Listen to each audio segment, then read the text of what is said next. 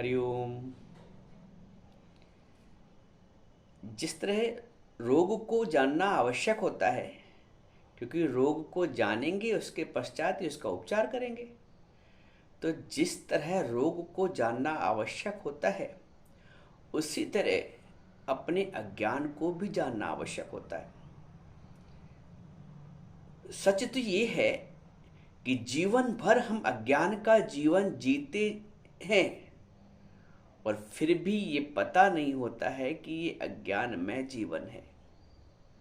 एक बहुत ही विचित्र संजोग है जीवन का मनुष्य के साथ कि संपूर्ण जीवन अज्ञानमय होते हुए भी उसको ये पता नहीं रहता है कि जीवन ये मेरा अज्ञानमय है। जीवन जीना कैसे है? ज्ञानमय। जीवन जीते कैसे हैं? अज्ञानमय। रहना है निरोगी, रहते कैसे हैं? रोगी। जब रोगग्रस्त जीवन है और रोग का पता भी नहीं है तो उपचार कैसे करेंगे? उपचार हम तभी कर पाएंगे जब हम अपने रोगों को जान सकेंगे। जिस दिन हमें अपने अज्ञान का पता चल जाता है, या आप इसको दूसरे तरह से समझें, अज्ञान को ही ज्ञानमय जीवन समझते हैं, अज्ञानमय जीवन को ही ज्ञानमय जीवन समझते हैं। ये बड़ा दुर्भाग्य है कि हम बीमारी को, नशे को अमृत समझ रहे हैं, विष को अमृत समझ रहे हैं। ये जीवन का, व्यक्ति के जीवन का एक दुर्भाग्य है। लेकिन वही दुर्भाग्य सौभाग्य में परिवर्तित हो जाता है जब हमें कोई सच्चा मार्गदर्शक मिल जाता है। किस ओर तेरी मंजिल, किस ओर जा रहा है? मंजिल तो किसी और है, हम जा किसी और रहे हैं। इसका परिणाम यह होता है कि 70-80 साल का जीवन व्यतीत करने के पश्चात भी एक असंतुष्टि का भाव होता है, अतृप्ति का भाव होता है। कारण कि हमने वास्तविकता को जाना ही नहीं, किसी ने वास्तविकता से परिचय ही नहीं कराया। ये तो सतगुरु है, मेरे सतगुरु पकड़ी बाह, नहीं तो मैं बह जाती। ये तो गुरु की करुणा मुझ पे होगी जिसने मेरी बाह पकड़ ली, वरना ज्ञान के सागर में पूरा जीवन बहा जा रहा था। मेरे गुरु ने मुझे थामा, मेरे हाथ पकड़ा, मेरी बाह पकड़ी और मुझको अज्ञान में बहने से, उस दलदल में बहने से रोक लिया और जीवन के उद्देश्य को हमको परिचित कराया। कल हम दुर्योधन की मानसिकता को समझ रहे थे। देखिए, संसार में दो प्रकृति के लोग हैं, दो प्रवृत्ति के लोग हैं। एक वो जिनको पता है कि धर्म क्या है, अधर्म क्या है, जिनको पता है कि सत्य क्या है, असत्य क्या है, जिनको पता है कि नीति क्या है, अनीति क्या है, जिनको पता है कि न्याय क्या है, अन्याय क्या है। और दूसरे वो जिनको पता ही नहीं कि धर्म क्या है, अधर्म क्या है, अच्छा क्या है, बुरा क्या है, क्या करना चाहिए, क्या नहीं करना चाहिए। दो वर्गों में विभाजित कर सकते हैं। अब आपको लग रहा होगा वो लोग ज्यादा श्रेष्ठ हैं जिनको पता है कि धर्म क्या है, अधर्म क्या है। पता तो दुर्योधन को भी था। दुर्योधन को सब पता था कि न्याय क्या है, अन्याय क्या है, धर्म क्या है, अधर्म क्या है, नीति क्या है, अनीति क्या है, क्या करना चाहिए और क्या नहीं करना चाहिए। लेकिन उसके पश्चात भी सब कुछ जानते हुए भी अनजान बने रहना, ये दुर्योधन प्रवृत्ति है। गलत को गलत जानकर गलत की ओर बढ़ना, ये दुर्योधन प्रवृत्ति है। अब हम सब अपने आप से पूछें, हम किस श्रेणी में हैं? यह भी पहली श्रेणी का बखान हो रहा है। दुर्योधन को पता है सच क्या है, गलत क्या है, धर्म क्या है, अधर्म क्या है। हमको भी पता होता है कभी कभी, जो अंतर मन है वो बता देता है कि हम पक्षपात कर रहे हैं कि नहीं कर रहे हैं, हम प्राणी प्राणी में भेद कर रहे हैं कि नहीं कर रहे हैं, हम घर के पारिवारिक सदस्यों में हमारी समदृष्टि है कि नहीं है, समभाव है कि नहीं है, कि किसी भी कोने में हम कहीं से भी पक्षपात कर रहे हैं, बहू वो बेटी में, छोटे बेटे और बड़े बेटे में, पैसे वाले में और कम पैसे वाले में। दिन भर ये भेद आप पकड़ नहीं पाते हो, इतना सूक्ष्म ज्ञान है। दिन भर ये भेद, मन ये बुद्धि है भेद किया ही करती है, आप पकड़ नहीं पाते हो। ये गुरु वो सूक्ष्म दृष्टि देता है। दिन भर भेद हुआ करता है अच्छे और बुरे में, और यदि जानने के पश्चात भी सही और गलत, और हम गलत का फेवर कर रहे हैं, पक्ष ले रहे हैं, जानने के पश्चात भी कि धर्म क्या अधर्म क्या है, अगर हम अधर्म का पक्ष ले रहे हैं, जानने के पश्चात भी न्याय किस ओर है और अन्याय किस ओर है, अगर हम अन्याय का पक्ष ले रहे हैं, तो हम ही अपने घर में बैठे दुर्योधन हैं। दुर्योधन को सब मालूम था गलत और सही, हमें भी अंतर्मन में पता चलता जरूर है। ये है दुर्योधन की मानसिकता, ये है दुर्योधन की प्रवृत्ति। दूसरा आता है अर्जुन प्रवृत्ति, अर्जुन की मानसिकता। अर्जुन को सच बात तो ये है कि अर्जुन को पता ही नहीं है कि सही क्या है गलत क्या है। जब उसको पता ही नहीं है तो वो एक तटस्थता की स्थिति में है, और क्योंकि तटस्थता की स्थिति में है इसलिए उसको किसी से सलाह चाहिए। दुर्योधन को सलाह देने जब भगवान गए तो उसने कहा कि दुर्योधन ने भगवान कृष्ण से कहा, कृष्ण मुझे ना पता हो कि सही क्या है गलत क्या है, मुझे ना पता हो कि धर्म क्या है अधर्म क्या है। ये दुर्योधन ने भगवान कृष्ण से कहा था,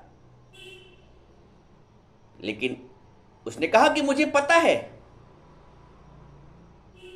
लेकिन अर्जुन को नहीं पता था, अर्जुन तटस्थ था, अर्जुन भोला था। उसने पूछा भगवान से, बोलता है शिष्यस्ते अहम, मैं आपका शिष्य हूं, शाधिमाम त्वाम प्रपन्नम, और आपकी शरण में हूं, ब्रूहि तन्मे, मुझे बताइए। बोलता है कार्पण्य दोषो पहत स्वभाव प्रच्छामि त्वम, भगवान से बोलते हैं मैं आपसे पूछता हूं, मैं कायरता के दोष से युक्त, कार्पण्य दोषो अपहत स्वभाव, अपने स्वभाव को भी पहचान रहा है कि मेरा स्वभाव कैसा है। कार्पण दोषो अपहत स्वभाव प्रच्छामि त्वम, मैं आपसे पूछता हूं केशव, मुझे कुछ समझ में नहीं आ रहा है, मुझे कुछ भी, क्या नीति है अनीति है, क्या धर्म है क्या अधर्म है, मुझे कुछ नहीं समझ में आ रहा है, मुझे बताओ। प्रच्छामि त्वम, मैं आपसे पूछता हूं, ब्रूहि तन्मे, मुझे बताइए। मैं धर्म से सम्मूढ़ हो गया हूं सर। पच्छामि तम धर्म सम्मूढ़ चेता, शिष्यस्ते हम शाधिमाम त्वाम प्रपन्नम। ये अर्जुन का भाव। जिस दिन हमारे अंदर वो अर्जुन का भाव आ जाता है, कभी कभी सत्संग में कुछ लोग ऐसे तार्किक आ जाते हैं कि वो गुरु को भी सिखाने चले आते हैं। वो सोचते हैं मैं इनकी बात को ऐसे काट के आता हूं। कुछ लोग गुरु से सीखने नहीं, सिखाने आते हैं।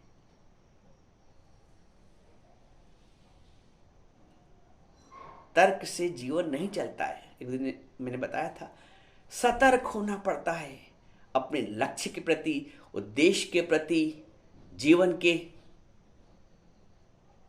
जो महत्वाकांक्षाएं हैं वास्तविक, उनके प्रति हमें सचेत होना पड़ता है, सतर्क होना पड़ता है। तो तर्क से काम नहीं चलता है, सतर्क होने से काम चलता है।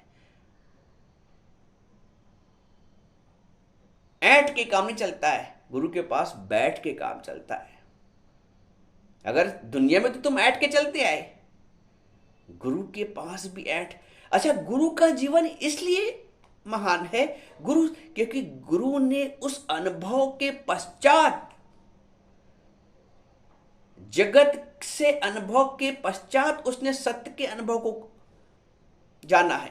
तभी सत्य का महत्व है, तभी वो तुम्हें असत्य से बचाता है। एक व्यक्ति एक मार्ग से चला आ रहा है, वहां रास्ते में कीचड़ है, पानी है, गड्ढा है, अगले को समझाता है कि भैया मैं उधर से आ रहा हूं, उधर मत जाना, उधर कीचड़ है, गड्ढा है, बहुत गंदा रास्ता है। इसलिए उसको अनुभव आ गया वहां का, इसलिए वो तुम्हें बता रहा, बचा रहा है। अब तुम अगर समझदार हो, अपना तर्क न चलाओ, उसके वचनों पर विश्वास कर लो, तो तुम बच जाओगे। और दूसरे जिस मार्ग से गुरु बता रहा, अगला व्यक्ति बता रहा, उस मार्ग से आप चले आओगे, तो आप कीचड़ पानी से, गड्ढे से बच जाओगे। वैसे ही गुरु के अनुभव, गुरु ने अनुभव से सीख लिया है, प्रकृति ने उसको सिखा दिया है, प्रभु की कृपा ने उसको सिखा दिया है।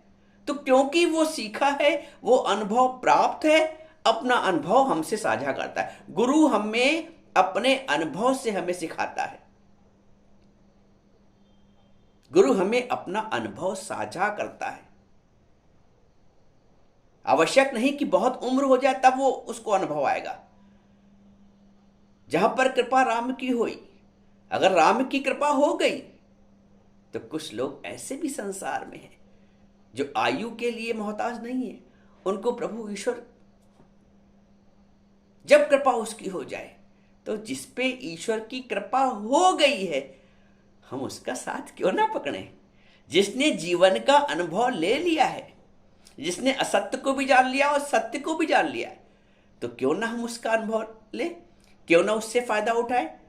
हम गुरु के आगे भी तर्क करने चले आते हैं, गुरु को चुप करके सुनते नहीं है, उल्टा गुरु को चुप कराने का प्रयास करते हैं।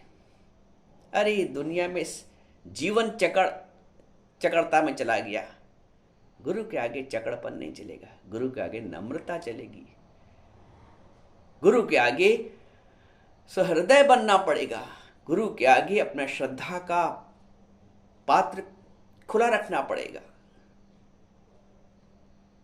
एक बर्तन रखा है छत के ऊपर, और यदि उसमें ढक्कन लगा हुआ है, तो क्या बारिश का पानी उसमें बर्तन में भरेगा? नहीं भर सकता है, क्योंकि ढक्कन लगा हुआ है। हमारे ऊपर भी अगर अहंकार का ढक्कन लगा हुआ है, तो सत्संग में बैठने के पश्चात भी हम कुछ सीख नहीं पाएंगे। हमारे ऊपर आई एम राइट का जो ढक्कन लगा हुआ है, मैं सही हूं, मैं बहुत किताबें पढ़ा हूं, मैंने बहुत शास्त्रों का अध्ययन किया है, शास्त्रों के अध्ययन से और जीवन के अध्ययन से बड़ा फर्क है, बड़ा अंतर है। गुरु ने जीवन को पढ़ा है, गुरु ने सत्य को पढ़ा है। शास्त्रों में जो लिखा है वो फार्मूलाज हैं, सूत्र हैं, गुरु उस सूत्र को हमें समझाता है। तुम अपनी बुद्धि से पढ़ोगे तो अपना उसका निकालोगे अर्थ, क्योंकि अच्छा अपना अर्थ क्यों निकालोगे? क्योंकि विवेक की जागृत नहीं हो पाई है। सत्संग में बोलते नहीं, बिन सत्संग विवेक न हुई। सत्संग के बिना विवेक की जागृति संभव ही नहीं है, इसलिए सत्संग आवश्यक है। हम बिना विवेक की जागृति किए हुए धार्मिक पुस्तकों का, शास्त्रों का, वेदों का, जहां तक मस्तिष्क चले उसका अध्ययन करते हैं, तो वो बंद हैं, वो बंद खजाना है। खजाना तो है लेकिन बंद है, तो उसका क्या कर पाओगे? गुरु उसके पास उसकी चाबी है, गुरु खोलता है। तो गुरु हमें एक एक सूत्र को हल करके सिखाता है, बताता है। मेरे दादा भगवान बोलते हैं मैं ना। तुम अपने अहम भाव को बिल्कुल मैं ना कर दो। सारी चोट, सारे दुख, सारे अपमान, सारे अपशब्द किसको लगते हैं? मैं हूं। मैं बड़ा हूं, मैं छोटा हूं, मैं महान हूं, मैं रिश्ते में बड़ा हूं, वो मुझसे ऐसा कैसे बोली, उसने मुझसे ऐसा कैसे कहा, मैं उसका पति हूं, पत्नी को कहने का अधिकार नहीं, या मैं इतनी योग्य हूं, उसने मुझे ऐसा कैसे कह दिया, जब मैं गलत नहीं हूं तो उसने मुझे क्यों कह दिया। सब जगह मैं आ रही है। सच तो ये है कि मैं, ये जो मैं दिख रही है शरीर की, ये जो ईगो दिख रहा है सामने, ये जो अहंकार सामने दिख रहा है, ये वास्तव में मैं हुई नहीं। मैं तो शुद्ध स्वरूप हूं, मैं तो आत्म स्वरूप हूं, मैं तो ज्ञान स्वरूप हूं, मैं तो आनंद स्वरूप हूं। गुरु मुझे मेरा पता देता है, सत्संग मुझे मेरा पता देता है। जब मैं अपने पते पे पहुंचता हूं, जब मैं अपने घर में, आत्मा रूपी घर में पहुंचता हूं, तब मुझे सुकून मिलता है, तब मुझे। इसलिए कवि कहता है कि तू अपने घर में जरूर आ जा, खुदी के बदले खुदा को पा जा। अपने घर में ही शांति है, चाहे वो कैसा भी हो। छोटा आदमी अक्सर कहता है भैया एक कमरे का हो लेकिन अपना होना चाहिए। किराए के मकान में मजा नहीं आता, वो बात नहीं आती है, चाहे कैसा भी हो। अपना हो, एक कमरे का हो, दो कमरे का, अपना। तो ये जो जगत है ये किराए का मकान है। इसमें सुख कैसे मिलेगा? इसमें संतुष्टि कैसे मिलेगी? इसमें अपनापन कैसे मिलेगा? अपने मकान में हम आ ही नहीं पाते। जीवन 70-80 साल का गुजार देते हैं, अपने मकान में नहीं आ पाते हैं। जो अपना मकान है, हृदय का, सत्य का, आत्मा रूपी घर। मैं आप ब्रह्मानंद मैनु वेद गावदा। इतनी महिमा है अपने आप की, तभी बोलता है know thyself and then you will know God. अपना मूल पहचान, समझ मन दर्शन, यही भगवान। तुमने अपने स्वरूप को नहीं पहचाना है। अपने अंदर झांक के देखो, तेरे अंदर हीरे मोती, तेरे अंदर चमके ज्योति, तेरे अंदर माल खजाना, तू क्यों ढूंढे देश बेगाना। एक दिन अपने अंदर देख तो देखो, झांक के। एक दिन गुरु की बात को मान के देखो, एक दिन गुरु के वचनों पे चल के देखो, एक दिन अपने अहंकार को खत्म करके देखो, एक दिन जरा झुक के दे देखो। जब जरा गर्दन झुकाई, देख लिया अपने हृदय में, तेरे अंदर हीरे मोती, तेरे अंदर चमके ज्योति। एक दिन अपने अहम को मिटाओ, एक दिन अपने गुरूर को खत्म करो, एक दिन गुरु के कहने से अपनी इच्छा और वासना को समाप्त करो। आज मैं किसी से कोई इच्छा नहीं करूंगी। स्वयं इस शरीर से जितनी सेवा हो गई करूंगी, इच्छा नहीं करेंगे किसी से। किसी से मुस्कुराने की इच्छा भी नहीं करना है हमें, कि कोई हमने किसी को देख के मुस्कुराया तो उसने मुस्कुराया नहीं, हमने किसी से राम राम बोला तो उसने पलट के जवाब नहीं दिया। हमें एक गिलास पानी की भी आवश्यकता, किसी से इच्छा नहीं है। हमें किसी से थैंक यू भी इच्छा नहीं है। अरे मैंने इतना अच्छा उसको बना के, उसने बोला भी नहीं कि मम्मी अच्छा बना है। अरे क्यों चाहती हो सब्जी कैसी अच्छी बनी? कोई तुमको बताया कि सब्जी अच्छी बनी, दाल अच्छी बनी, तुम चखो, खाओ, आनंद है, प्रभु को आनंद दो, अपने आप को आनंद दो।